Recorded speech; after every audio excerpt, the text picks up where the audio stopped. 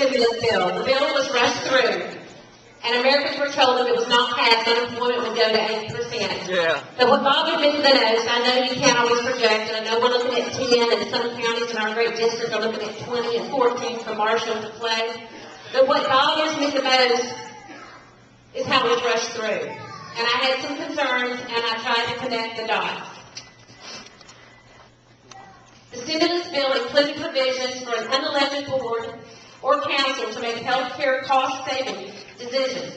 This bill has already passed both the House and the Senate. It's in effect in February.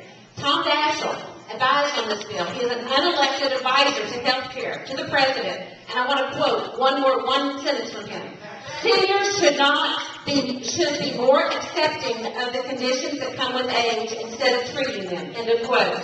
Dr. Ezekiel Emmanuel is an unelected advisor to the President for the health policy. He is an author of various models for health care, rationing, and a champion of the complete life system, from our young to old, with 5 and 58 years age being equal in the ranking of accessibility to health care. And he is on one of the boards as a part of the stimulus bill. He's the death panel. Cass Guston is an unelected regulatory czar who champions quality-adjusted life years, and he also advised on the bill. He is one of the new czars.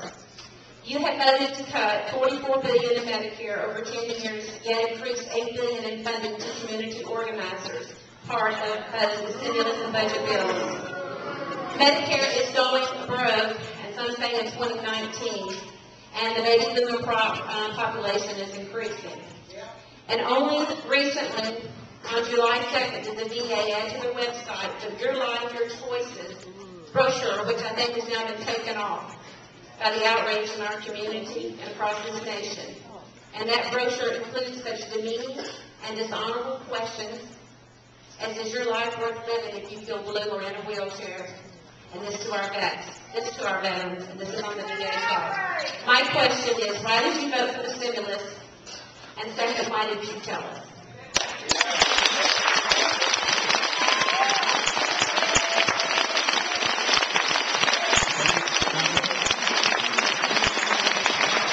We're going to cover a lot of territory there.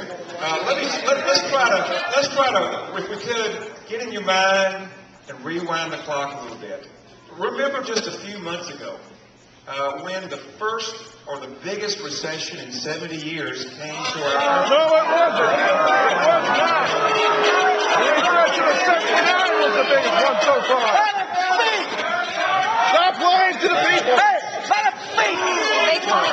The Congressman's going to stop talking until it's clear.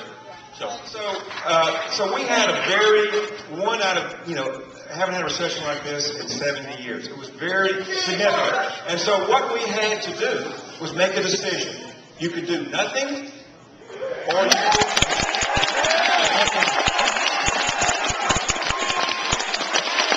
Well, some of you may have wanted to take the easy route and do nothing. If that had occurred, then I think you would have seen the economy just completely collapse.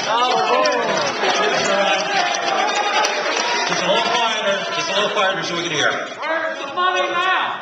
It seemed like y'all came a long way not to hear anything.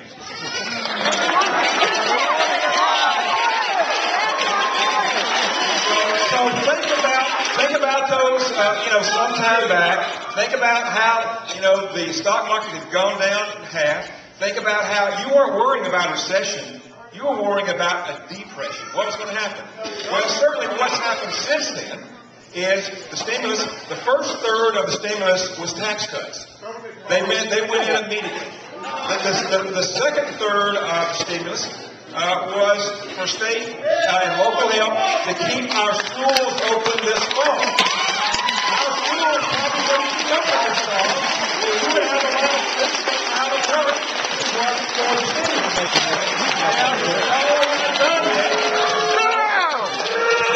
I would assume you would not want the money just haphazardly thrown away. And so with roads, bridges, things of that nature, it takes a while to get them out. So I think, again, we've already seen some of the benefits of the stimulus. And again, I think the choice of doing nothing or doing something that moved the ball forward was the best thing to do. Thank you, Congressman.